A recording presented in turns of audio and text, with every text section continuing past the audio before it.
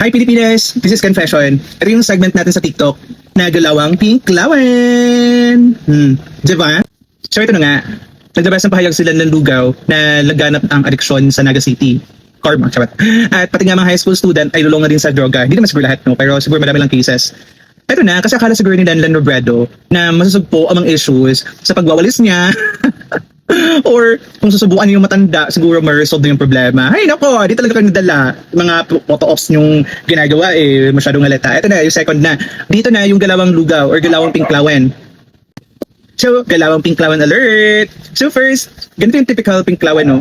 Pag hindi nila kayang sugpuin or gampanan ang trabaho nila, para mas madali, anong gagawin? Eh di syempre, isisisi kay Duterte, ganun! Para mas madali yung buhay, di ba? O, eto, second na mas malalang galawang pinklawan. O di ba sabi niya, hindi effective yung ginawa ni FPRD na war on drugs. Ngayon, eto na, photo ops na naman. So papalabasin nila, after 3 to 6 months, wala nang droga sa Naga. Eh, syempre, ayun. 2028, ayan, di ba, mas may nag-chance na, mas may mapopromote na yung mga kultong pinklawan na, uy, wala nang droga sa Naga.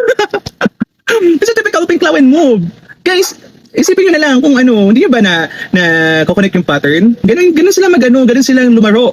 Which is akala nila, hindi obvious. It's very obvious siguro yung mga bobo nyong kasamahan dyan na camping or pinklawan, siguro gano'n, ay mamis kami.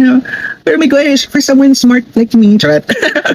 Halatang halata, galawang pinklawan. Yun na, sinabi nila na hindi effective yung ginawa ng FPRD. Ngayon, since pag tatakbo si VP Sara sa 2028, it's going to be her platform too. So, i-implement niya FPRD. So, mangyayari, may invalidate nila or masasabi nila, ay, hindi naman effective yung war on drugs kasi nagawa nga sa Naga O, di ba? Halata kayo. Yung mga gulawan nyo, sobrang halata. Yung mga bobo lang siguro mauuto nyo. Pero mga people like me, mga smart, laro! Bye!